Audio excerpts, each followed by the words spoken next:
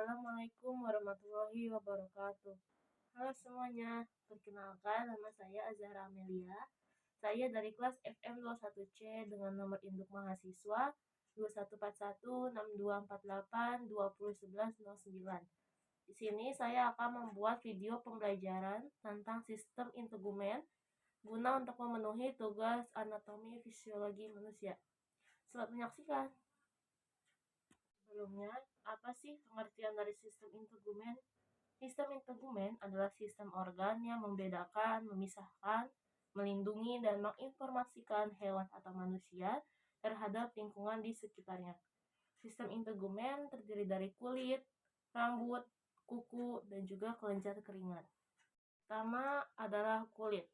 Kulit mempunyai fungsi sebagai yang pertama pelindung atau proteksi, yang kedua penerima rangsang, yang ketiga pengatur panas atau termoregulasi, yang keempat ada pengeluaran atau ekskresi, yang kelima ada penyimpanan, yang keenam ada penyerapan terbatas, dan yang ketujuh ada penunjang penampilan.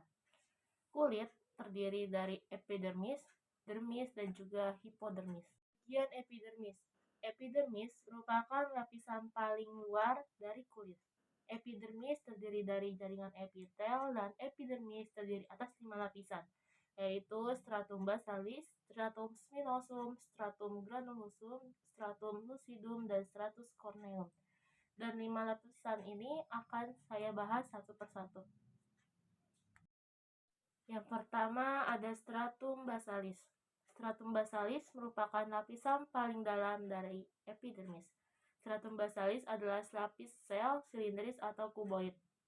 Selalu mengadakan mitosis, dan juga sel hasil mitosis didorong ke atas menjadi lapisan sel di atas stratum basalis. Stratum basalis terletak di atas membran basalis. Yang kedua ada stratum spinotum. Stratum spinotum terdiri atas beberapa lapis sel. Stratum spinosum merupakan lapisan paling tebal. Beberapa lapis sel poligonal di bawah mikroskop terlihat memiliki tonjolan dan saling melekat satu sama lain. Ketiga ada stratum granulosum. Stratum granulosum terdiri atas 2-4 lapis sel gepeng, sel pipih yang mengandung granula basofilik atau keratohyalin yang merupakan cikal bakal keratin. 4 ada stratum lucidum.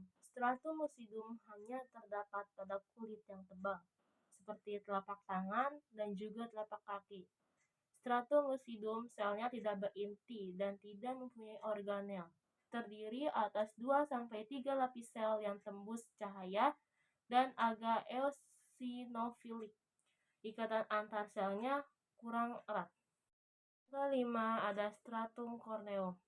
Stratum corneum merupakan lapisan paling luar. Stratum corneum terdiri dari puluhan lapis sel yang mati berbentuk pipih dan juga tidak berinti. Stratum corneum selalu luluh dan digantikan oleh lapisan di bawahnya. Sitoplasmanya digantikan dengan keratin. Sel-sel epidermis. Yang pertama ada keratinosit. Keratinosit merupakan sel terbanyak, yaitu 85-95%. Keratinosit merupakan sel epitel yang mengalami keratinisasi yang menghasilkan lapisan kedap air dan perisai pelindung tubuh. Yang kedua ada melanosit. Isinya sebagai 7-10% sel epidermis, merupakan pembentuk pigmen melanin yang berfungsi sebagai penahan radiasi ultraviolet. Yang ketiga ada sel Langerhans, merupakan sel dendritik berbentuk irregular, memiliki peranan dalam pembentukan imunitas kulit. Dan yang keempat ada sel Merkel, merupakan jumlah yang paling sedikit, terdapat pada stratum basalis kulit tebal, terutama pada ujung jari dan pada folikel rambut dan mukosa mulut, dan juga sebagai mekanoseptor. Selanjutnya adalah dermis. Dermis terletak di bawah epidermis. Dermis terdiri dari jaringan ikat yang mengandung serat-serat elastis dan juga kolagen. Dermis terdiri atas stratum papillaris dan juga stratum reticularis. yang akan saya bahas setelah ini.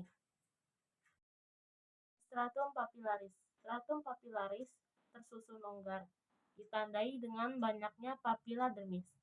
Jumlah papila terbanyak dan lebih dalam pada daerah yang sering menerima tekanan seperti telapak kaki, dan juga terdapat pembuluh darah kapiler dan corpus Meissner atau reseptor laba. Yang kedua ada stratum reticularis. Stratum reticularis lebih rapat, tebal, terdiri atas berkas-berkas kolagen kasar dan sejumlah serat-serat elasin. Membentuk jalinan padat dan tak beraturan.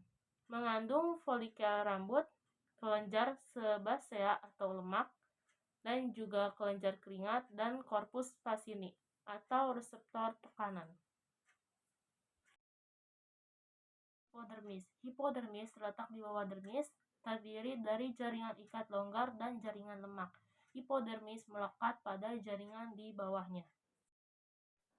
Rambut mempunyai struktur keratin yang keras yang dihasilkan oleh folikel rambut. Folikel rambut terbentuk sewaktu fetus berumur sekitar 4 bulan. Dari folikel tumbuh lanugo atau pada bayi yang baru lahir. Lanugo dan rambut lain pada bayi akan luluh dan diganti dengan rambut kasar. Kuku berasal dari epidermis yang membentuk lapisan keratin keras. Kuku terdapat pada ujung-ujung jari tangan dan juga kaki. Kuku dapat tumbuh karena terdapat lapisan germinal pada akar kuku. Umumnya kuku berwarna merah muda karena pembuluh darah yang berada di bawahnya. Kelenjar keringat. Kelenjar keringat berfungsi dalam ekskresi dan keseimbangan tubuh. Kelenjar keringat menghasilkan keringat yang terdiri dari air, garam-garam urea, sedikit asam amino, asam lemak, dan juga amoniak. Kelenjar keringat di daerah ketiak dan selangkangan bersifat apokrin, sehingga keringat bersifat lebih kental dan kadang-kadang juga berbau. Yang dapat saya sampaikan, semoga bermanfaat untuk teman-teman semuanya. Mohon maaf apabila ada kesalahan. Wabillahi taufiq wal hidayah. Wassalamualaikum warahmatullahi wabarakatuh.